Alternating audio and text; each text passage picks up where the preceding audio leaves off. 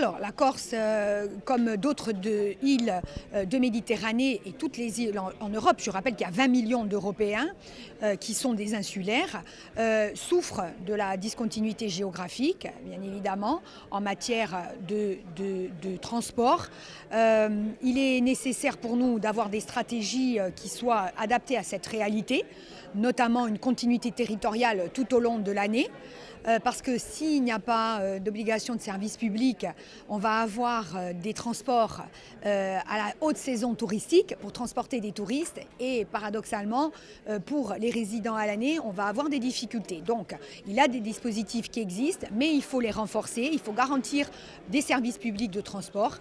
Il faut garantir aussi que les îles puissent bénéficier notamment des aides d'État en la matière, et donc il faudra dans le cadre du prochain cadre financier pluriannuel et des prochaines réglementations qu'il y ait des dispositifs d'aide d'État spécifiques pour les territoires insulaires, notamment en matière d'infrastructures de transport et de réseaux de transport.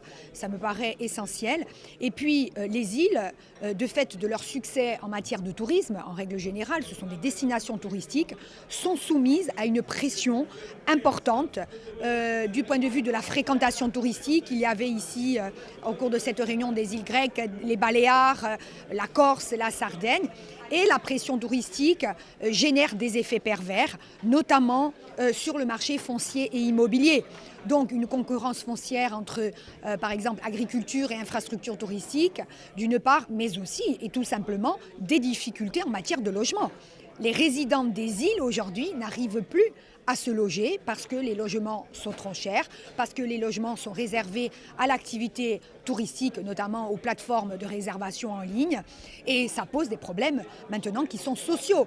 Donc on a à la fois des difficultés, on a un cumul de contraintes, la contrainte géographique à la base, mais qui se transforme ensuite en contrainte économique, en contrainte aujourd'hui qui est d'ordre social, avec une qualité de vie pour les résidents qui ont choisi de rester vivre chez eux. Et je rappelle qu'on a, conformément au rapport Letta, le droit de vivre chez soi, et bien, qui aujourd'hui perdent même l'avantage de pouvoir vivre dans une île, alors qu'ils subissaient déjà des contraintes et des coûts. Voilà, donc une réunion très importante avec des représentants du Parlement européen.